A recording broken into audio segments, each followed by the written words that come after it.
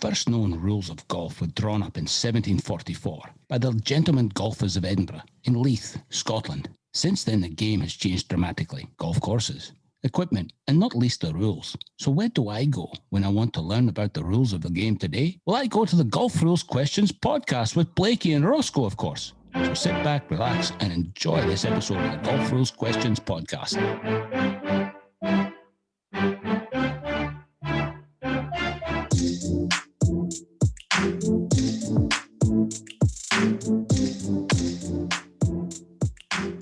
Well, hello, everybody, and welcome back to this week's episode of the Golf Rules Questions podcast, Australia's leading Golf Rules Questions podcast, where you can come to us and get all of your information, knowledge, insights, and inspiration around the wonderful topics of the golf rules, which definitely consume me, but more so consume the great Blakey sitting opposite me virtually. Blakey, how are you? Yeah, going really well, Roscoe. We're a rules podcast, but we are also lovers of the game of golf. So it was really good to see Jordan Spieth have a win last week. So that was fantastic. How are you going? I'm going pretty well. The lovers of the game of golf, yes, we are lovers of the game of golf, and there's a lot of people who love the game of golf.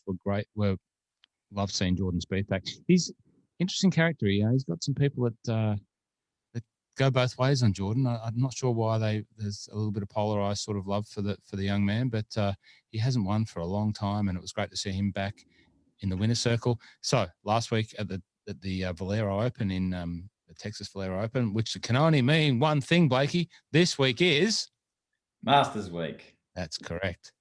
Now, although I thought the Houston used to be played before. Where is the Texas Open? Is it in Houston or San Antonio? Anyway, I thought it used to be the Houston Open before Masters Week. Yeah, that's right.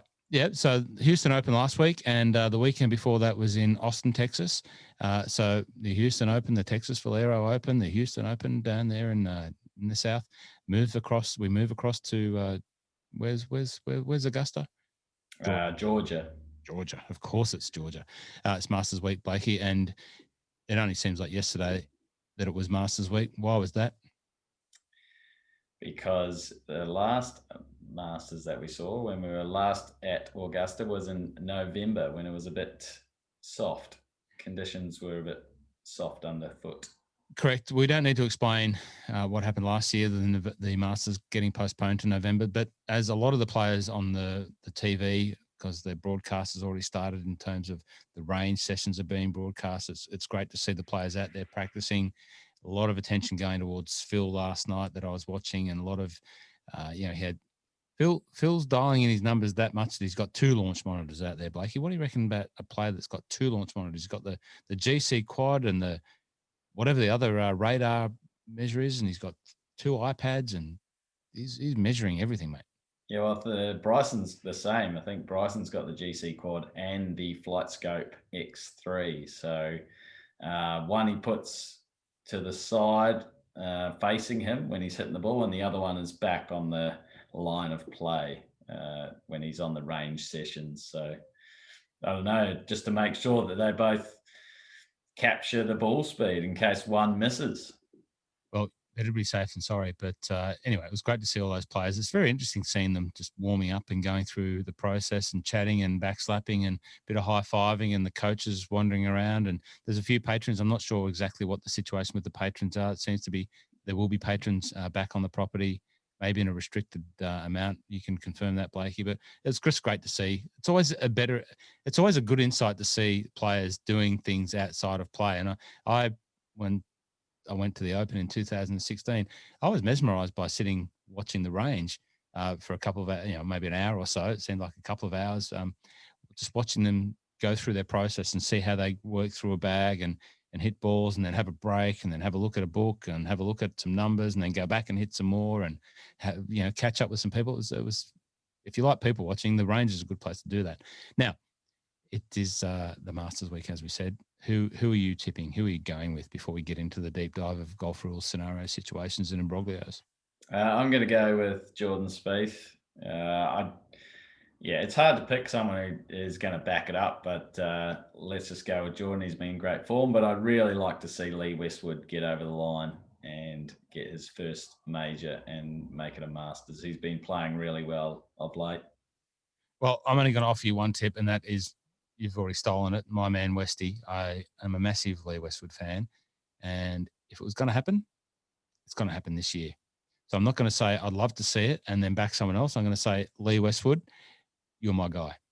Got his son on his bag. It was meant to be. His son's there. His son's just turned 20 or maybe something like that. Yeah, it would have been 20 because he missed the 2001 Masters for the birth of his son. To be his birth. That's exactly right. So well spotted there. Can't wait for the Masters, as everyone can. It's always good to see the golf world come alive for Masters Week, and it just puts the attention on this great game that we know and love. Blakey, so going to be exciting. Does it usually throw up some rule situations? I don't think it does it? Yeah, absolutely. And, the committee in charge is the committee at the Augusta Golf Country Club. No, Augusta Golf Club. ANGC, Augusta National Golf Club. Augusta National Golf Club. So the committee, and they've, they always have the PGA Tour there providing them information on how they should rule. And then obviously they can discuss with the USGA, but they seem to sometimes go outside of that every now and then. But yeah, no, we've definitely had some situations around that. We've covered them, and that must have been about episode 16 or something like that for when it was back in November. So is that the real reason why Tiger wouldn't have been DQ'd? Because that committee, the ANGC committee, therefore taking control of the event as they do for all aspects of the Masters, which some people realise, but some people don't realise that they have ultimate control over everything, the broadcasting and you name it, they pretty much control it. Would that be the why there was no DQ, or did what happened back in that situation happen justly? Yeah, well, they put that down to a committee error, basically. They had the opportunity to talk to Tiger before he handed in his scorecard. They reviewed the footage, thought there was nothing wrong with it, and let it go. And then in the press conference, it came out, Tiger said, oh yeah, I dropped it about a yard or 2 yards back. Now, the rule at the time was you had to drop it as near as possible to where you last played from. And there was a big divot, so you knew exactly where he last played from. But he dropped it about 2 yards back because remember, he hit the flag stick and it went in the water. So he's thinking, oh, if I hit the exact same shot from 2 yards back, it should stop and I'll have a tap in par or whatever. A tap on bogey, I think it might have been. So they didn't talk to him. He handed in the card. The information came out and they discussed and said, well, it was our mistake that we didn't talk to him, so we're not going to DQ him. We're just going to add the 2-shot penalty. So they made the rule. Yeah, the committee can decide on what the outcome is in that case. The other interesting thing when you consider some of the things that have been proffered about the Masters, the fact that they seem to be, this isn't with any conviction, but if there was going to be a change in a ball to, reduce distance and wind a ball back and roll something back, as that's not a new topic, that they might be able to do that just for the Masters. They could potentially say, you can only play with, this is the Masters tournament ball and you can only play with it. They could actually do that. Yeah, absolutely. That would be one place where people would say, yeah, okay, I'm going to do that. I'm going to accept the conditions because it's the Masters. The tough thing about that is, do they give because a lot of the players will go to Augusta and say, hey, I've got my invitation. I want to have a practice round, or, the Masters coming up. I'm in the top 50. I'm most likely going to get an invitation. So can I just have a look at the course, blah, blah, blah. And so does Augusta come out and say, okay, we'll give you the tournament ball that we're going to bring in 3 months before, 2 months before, a month before, a week before? that would be an interesting topic, or about how they proceed with that. When you drive down Magnolia Lane and you check in and someone opens the door for you, they hand you a couple of dozen Masters balls and say, that's it. That's all you've got. And if you lose them all, you're out. How cool would it be if they were all green? I mean, how hard would they be to spot then? Well, anything could happen, mate. Anything could happen. Anyway, let's keep rolling on. So last week we had the Golf Rules question of the week. So let's run through last week's Golf Rules question of the week, and you can digest the answer. There's not too many videos for us to go through, but there are some questions from one of our loyal listeners, correct? Is that right? Yeah, yep. So we'll go through those, and then we'll cover off the other parts of the podcast that we usually talk about, the background bingos, the any Ivers, and then we'll ask this week's Golf Rules question of the week. Yeah, excellent. Okay. So Steve and Mary are partners in a foursome. Steve tees his ball up within the red teeing area and hits the ball towards the boundary fence, where it may have come to rest inside or outside the fence. Mary, who has been playing from the white tees all day, thinks they should play provisional. Who must now hit the provisional ball, and where must it be hit from? Interesting, because I'm sure this happens. Yeah, so this is under Rule 18.3 for a provisional ball, and also Rule 22.3 for a foursome. So Mary is required to hit the ball because you've got to play in order, and penalty strokes don't disrupt the order. The order is the actual strokes made. So Steve's made a stroke. Mary would now make a stroke at a provisional ball, because that could be the ball that is going to be in play, and she'd have to play it from the red tees, the tees that Steve has been playing from, because you play your provisional ball from where you last played from. If it'd been the other way around, if Mary had hit the whites and they needed to play a provisional, Steve would play a provisional from the white tees. So that is under Rule 18.3 and 22.3.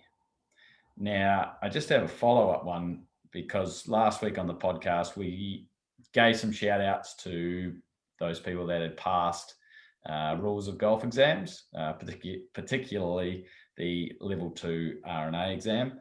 But one of the listeners, Lena Zellberg, let me know that she has passed her level 1 rules of golf through the Swedish Golf Federation. So well done, Lena, and shout out to all those that have passed level 1 or sat through the Swedish Golf Federation's exams. But she did have a follow-up question to the question of the week. What if this occurred in a green sim? Do you know what a green sim is, Roscoe? Jeepers weepers. You're testing my knowledge of, quirky Saturday, Sunday golf competitions now. Green sims, gent sims, Irish somethings. Green sims. No, remind me what green sims is. So it's probably something that has another name, or you know it by another name. I mean, I always know these things as like American foursomes, Canadian foursomes. I mean, the Pinehurst. I just can't quite. Everything sort of has a couple of names, but the green sim that she's referring to is where you both tee off, you pick the best ball, and whoever doesn't own that ball, didn't hit that ball, hits the next shot. Okay, so you and me both tee off on the first. You like my position, my ball's position is better than yours, so you go, sweet, we'll take that one, and now you're hitting the second shot. Yep. So what would actually happen if you needed to hit a provisional? And so that you could hit a provisional, it would just mean that the provisional would have to be hit from in respect to the ball that you think might be lost outside a penalty area or out of bounds. So in the case of Mary and Steve, if we keep running with that question, Mary's playing from the whites, Steve's playing from the reds. They both hit off in this green sim. And Mary thinks, or Steve goes, oh, mine could be out of bounds. Then, Mary would play from the red tees as a provisional ball. They get up there, and Mary's ball off the tee is actually in a worse position, and they think, oh, we might have to take an unplayable or go back to the tee. Mary's provisional was actually in a better spot. Steve would be hitting 4, or Steve would have to go back to the tee hitting 3. So it could happen. It's very unlikely, but if that was the case, the provisional ball could be played for the ball, the specific ball that they believe to be maybe out of bounds or lost outside a penalty area. Pays to know the rules of golf when you're getting into these fun competitions. They're very fun to play this type of competition, but there can be some little rule scenarios that may not be in your regular weekly frame of reference. So it always does pay to, if you're a club officiating this, maybe hand out some little rule guidelines that you can help the players with that play in these fun competitions that tend to pop up in the syllabuses from time to time. I just want to say also congratulations to Lena over there in Sweden. Great golfing nation, great golfing people, the Swedes, in a place that's probably you wouldn't think suits a lot of golf. Not like us down here in Australia where we get it all year round. I'm sure up there it's very much a seasonal sport, but some great golfers come out of Sweden. And just to say g'day to Lena, but also to say g'day to my personal friend who I've known for many, many years, who was Sweden's first ever winner on the PGA Tour, Gabriel Hurtstedt. And hopefully Lena is aware of who Gabriel is and what he means in Swedish golf. But a friend of mine. And so shout out to Lena and shout out to Gabriel. Also, you can find the interview with Gabriel on the My Love of Golf podcast. It's a beautiful segue into the other podcast that I'm part of the trio of podcasts that we do here at the podcast family, Golf Rules Questions, My Love of Golf, and also the Mental Mastery Golf podcast. If you want to tune up on your mind game, jump over to the Mental Mastery Golf podcast with Jamie Glazier. You have to listen to myself again, but that's okay because he's the one that delivers everything. I'll just push the buttons. Now, let's keep moving on. So Charlie Tebbs sent me an email. Sent you an email, Blakey, and we've got 4 questions from Charlie. Can I read the as I say, push the buttons and read the questions? How about I stick with that format for me? Yes, but blame me if the questions don't make sense. So you read the question and I'll fire out the answer, but hopefully I haven't stuffed you around if the questions don't make sense. Okay, I'll just roll with that. So the player accidentally causes their ball that is at rest in the general area, e.g. by accidentally knocking it with their club. So it causes their ball to move, I would assume, but not while taking practice strokes. Yeah, so if the player's ball's in the general area, a penalty area or a bunker, then accidentally causing the ball to move is a penalty of 1 and the ball must be replaced. However, there are some exceptions with that when the player is allowed to move or lift the ball during a search and when applying a rule. So in the teeing area, there would be no penalty for moving your ball. In the green or on the green, if it's accidental, there's no penalty. If it's deliberate, there could be a penalty as we've talked about previously. So that's number 1. Episode reference there? Do we know what episode we would have talked about that? There's not too many ago. It was like it's within the last 10 or so. I mean, this is crazy. We're getting up to this is episode 36, and the main ones that I remember are the rule 13, which was match play, and I think and the launch, which was 1. No, can you remember when John Rahm picked his ball up on the green without first marking it? No. I reckon that would have been about 9 or something like that. That would have been Well, Charlie, that's your cue. Hopefully you have listened to all of the podcasts, but if you haven't, some of these answers for the questions I'm sure are in the podcast. If you go back through and help us, get some more downloads and bump up the listings in Australia. So we'll only be maintaining our number 1 position as the only Golf Rules Questions podcast in Australia. But the more downloads, the better, mate. Let me tell you that.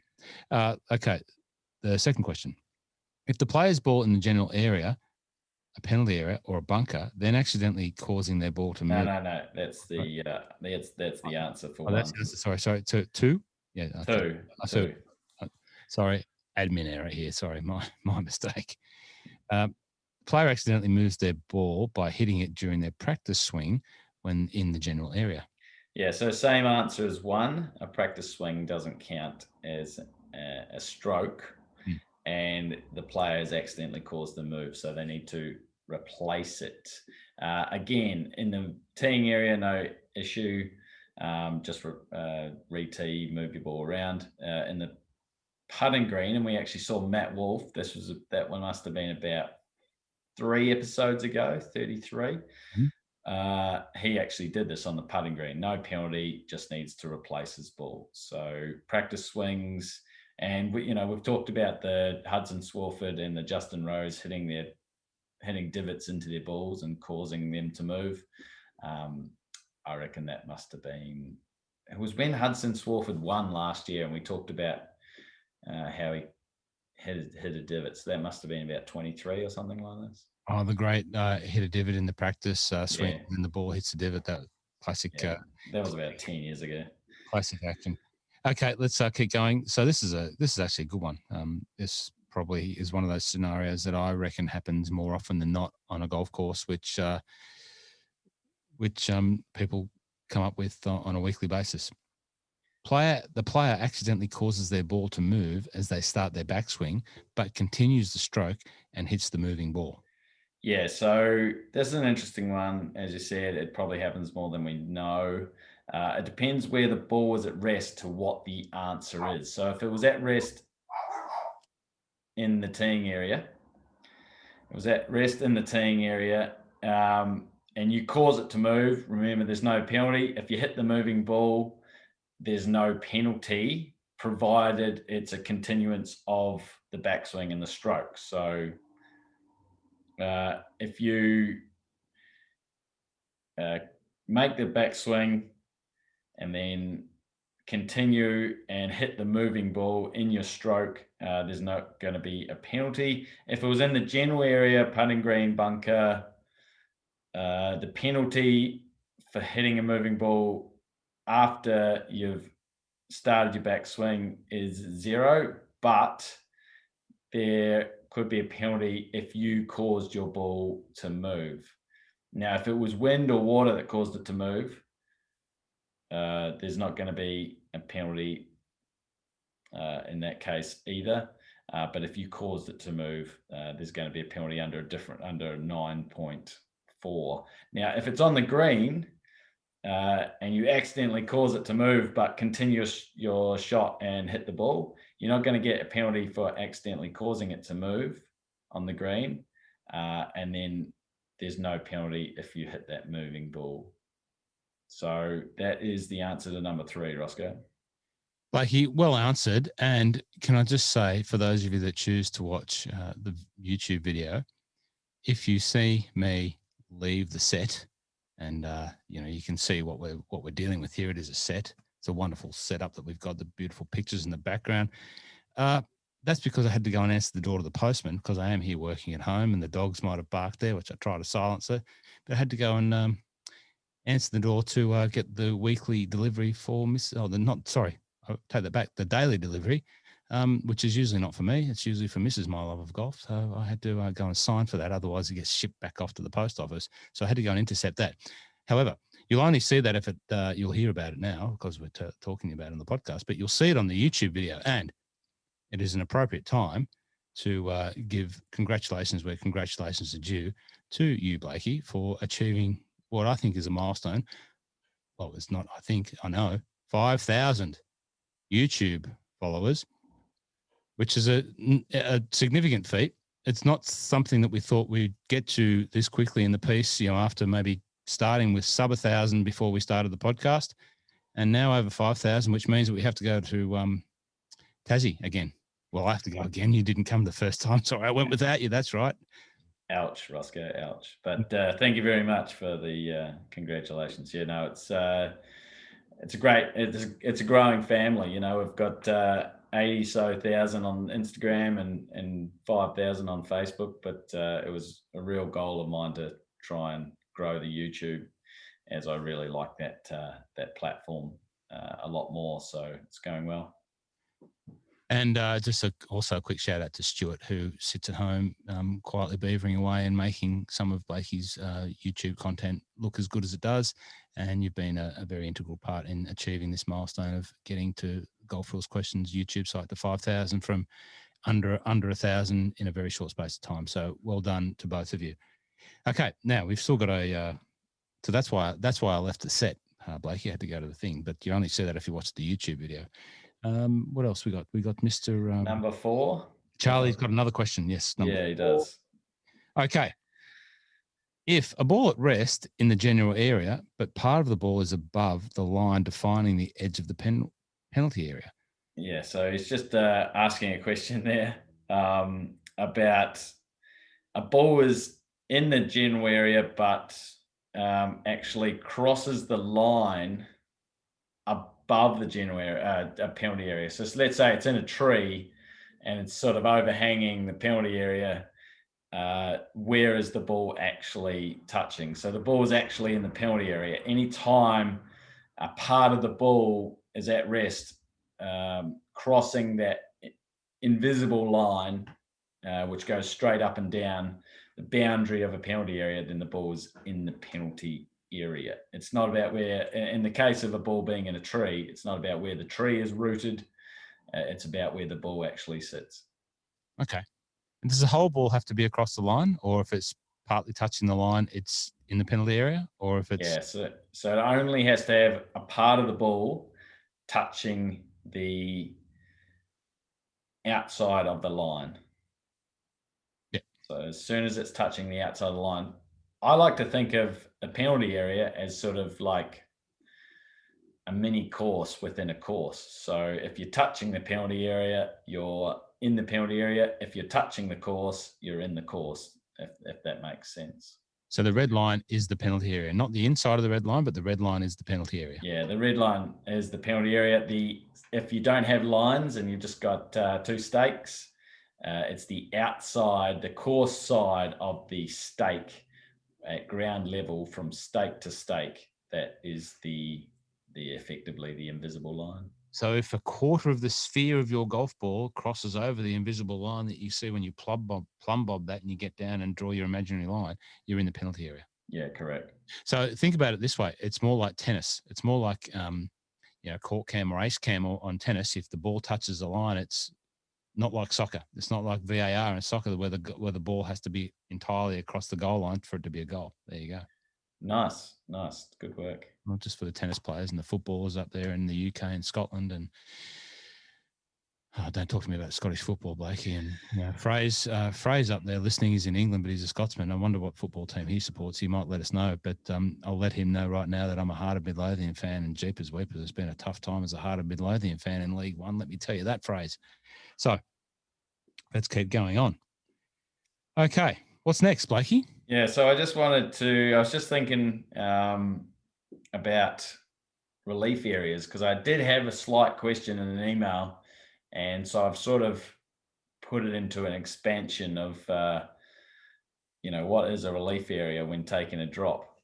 So a relief area is basically this area in which you're going to drop. If it's a free relief, it's 1 club length.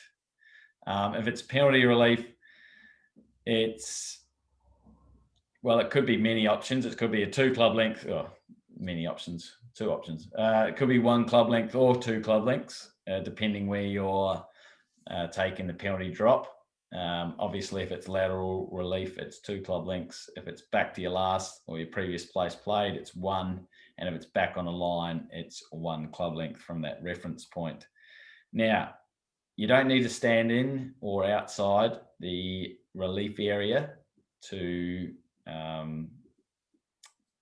when you make your drop. So you don't have to stand in it. You don't have to stand out of it.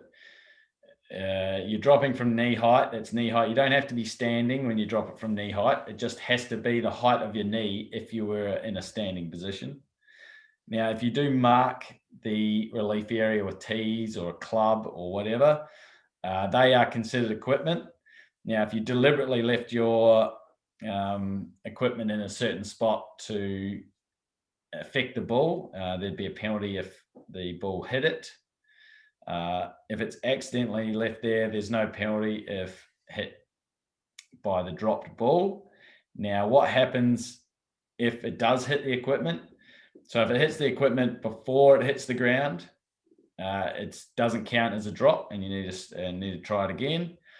If it hits the equipment after you dropped it, after it hits the ground, if it hits the equipment after it hits the ground, then if it has come to rest within the relief area, it falls back in play. You play it as it lies. If it's bounced outside the relief area, then that counts as your first drop, but you need to re-drop it. So just a real quick, sort of quick throw to relief areas and dropping in a relief area. And the other thing is, before you drop, you can move loose impediments out of the relief area, but loose impediments don't include sand or loose soil. Or embedded stones. Embedded stones. Wow, that is an interesting one.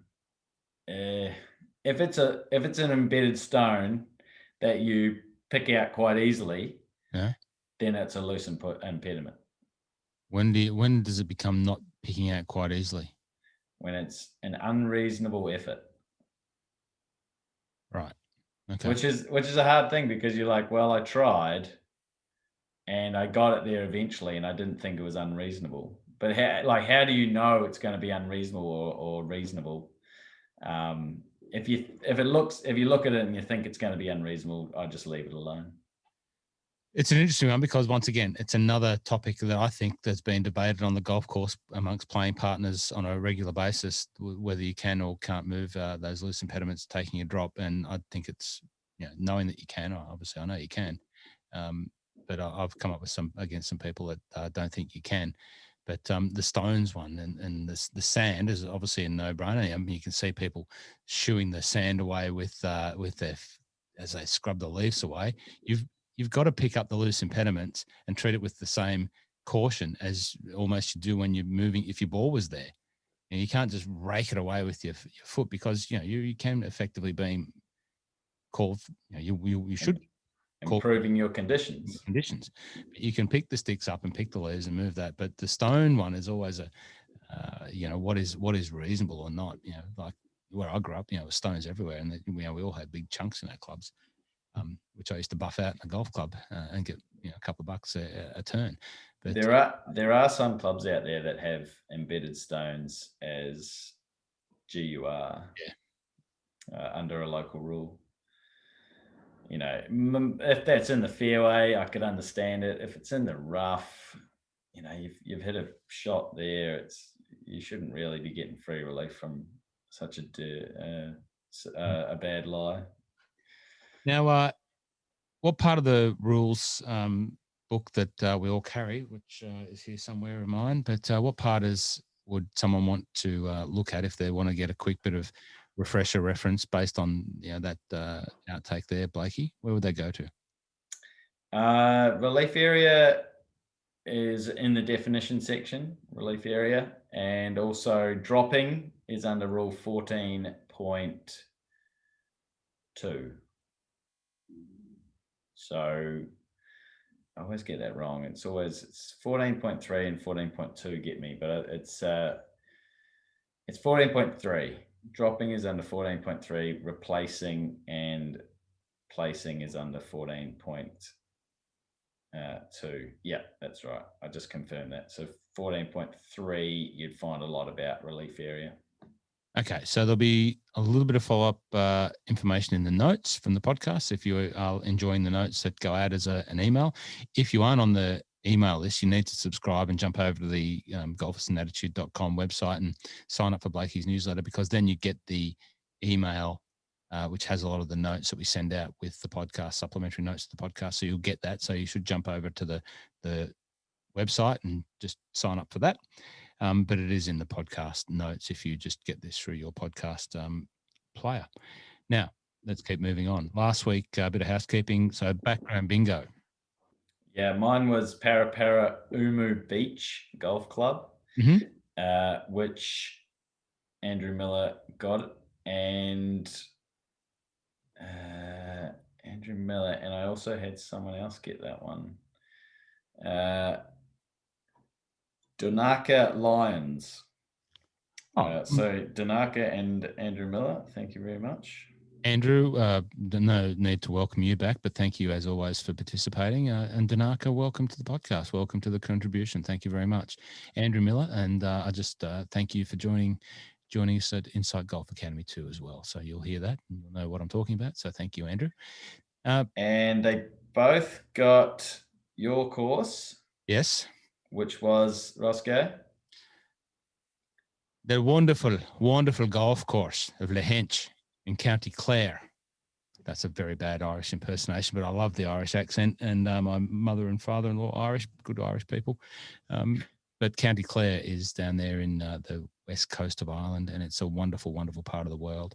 And if you go down there, you'll be treated to the finest Irish hospitality that you can get, and you can sit there at Lahinch Golf Club and have a pint of Guinness if that's your tipple. You can have a beef pie with a bit of gravy, look out over the first, look down over the fifth, and look out to the ocean, and you'll never want to leave. That is my warning to you. You won't want to leave Lahinch when you go there if you haven't already been.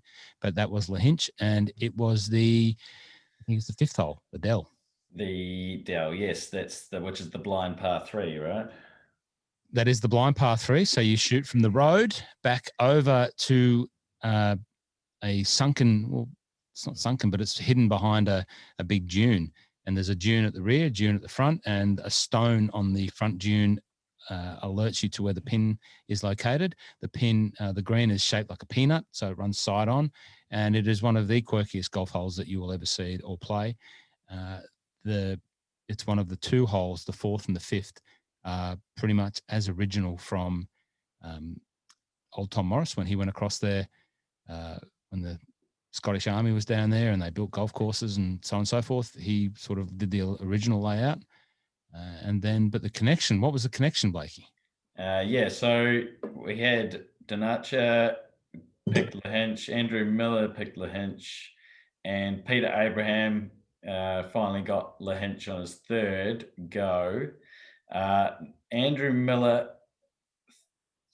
said that he struggled for a connection, maybe blind par 3s, but I think Donacha might be a little bit closer with Alistair McKenzie.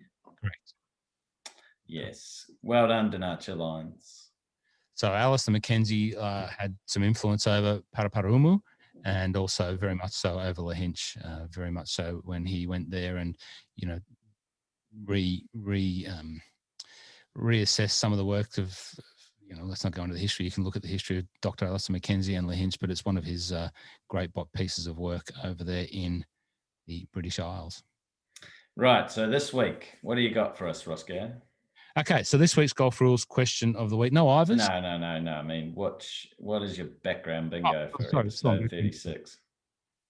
Good question. It's a wonderful picture from my friend Nick Wall at Airswing Media. I've been using a few of Nick's, and credit where credit's due. This is one of his images, not one of mine. The Dell image from Lahinch was my image. I took that when I was there. But this is a beautiful course. Could be anywhere. And a fantastic Southern Hemisphere. In a fantastic part of the world, I must say.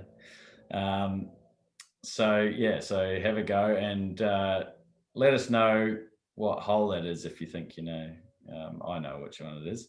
Now, I don't know what the hole number for this one is behind me, but it's actually, Southern Hemisphere. In a fantastic part of the world as well. And let's just say the rocks, you can see some rocks there. I'm not giving anything away there. Has a big part of this golf course. Plays a big part of this golf course. There's rocks everywhere. You know how you like to give a hint away and sort of half tell everyone what my course always is before I make. I'm going to give people a hint to this one, but they have to go out and buy a wonderful coffee table book, which is called. I don't think. No, I think this is totally different. No, I think this is. Oh, really? Totally different. Oh, so it's even got me stumped. There you go. I have no clue. There you go. I retract that. This one's actually not too far. My big hint is this one's not too far away from your one. Oh, okay. Choice. What is the coffee table book that I was going to refer to, which you can give you made a plug for?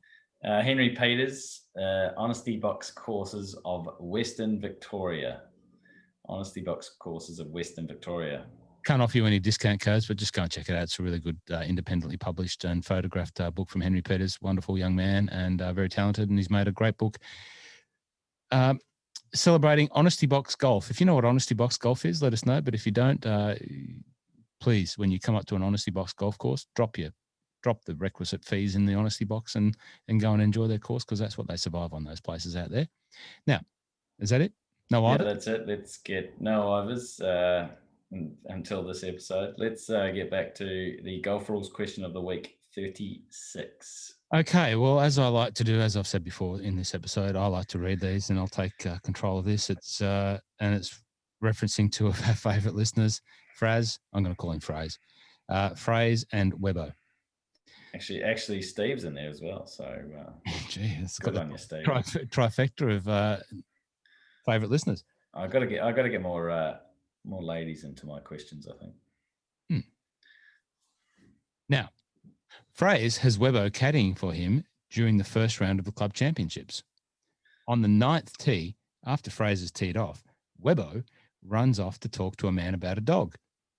Phrase doesn't want to carry his heavy bag because it's burdened down with golf balls, weighing it down. So he gets Steve to carry his bag to where his ball is at rest. Steve tells Phrase the distance that he should hit a 7-iron with a wee bit of a draw. After Phrase hits his second shot, Webbo reappears and takes over caddying duties.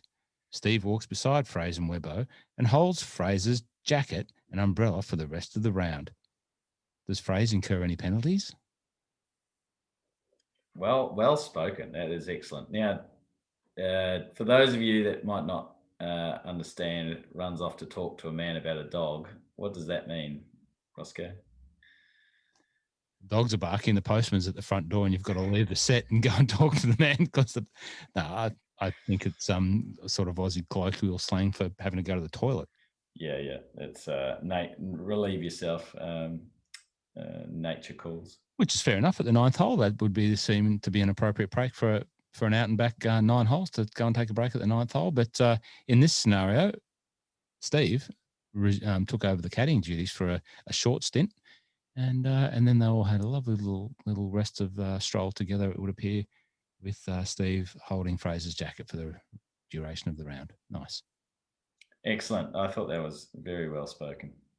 Well, thank you very much. Blakey, does that wrap us up for this week? Masters Week podcast of 2021. It's great to have the Masters back. It was only yesterday, but looking forward to that very much. So is that us? That is us. Thank you very much, Roscoe, and thank you very much, listeners. Okay, well, thanks for listening. Subscribe, like, share. Tell everyone about this great Golf Rules podcast. I had bumped into someone else last night at work that had told me that they listened, and I wouldn't have thought that they would be listeners. So it just continues to amaze us that everyone out there is listening to us go on about the rules, and we do hope that you are learning something. So please keep sharing, liking, subscribing. And until next time, we'll see you on... Oh, hold on. Blakey's got his T-shirt on. And you've got yours on as well, Roscoe. Mine's hidden behind the world's biggest microphone. Hey. On the world's flabbiest chest. There you go. So you can see mine here, and it's the Golf Rules. Golf Rules Roo, and the Coup phrase. You'll like that phrase. It's a little Highland cow. So that represents me, and the Roo represents Blakey, and then Blakey's got the T-shirt with the podcast artwork. So you'll see that popping up. I think this has been the longest tease of pre-orders ever, and I really apologise. Merchandise has never been my. I've never done it before, so we just want to get it right, and we'll get these out there very soon because I know a lot of our listeners are really keen. Just hype creates demand, Blakey. It's just marketing. It's marketing, yeah. The hype. It's just market testing, We're not in it. No, it's just me being slow. We're not walking around the streets of the Adelaide asking people would they like this T-shirt or that T-shirt, where every market's been tested in Australia. No, we're just getting some T-shirts printed and giving ourselves something to wear, mate, other than the normal kit. Very good. If you like the T-shirts, let us know. We'll see you next week on the Golf Rules Questions podcast. Thanks for listening.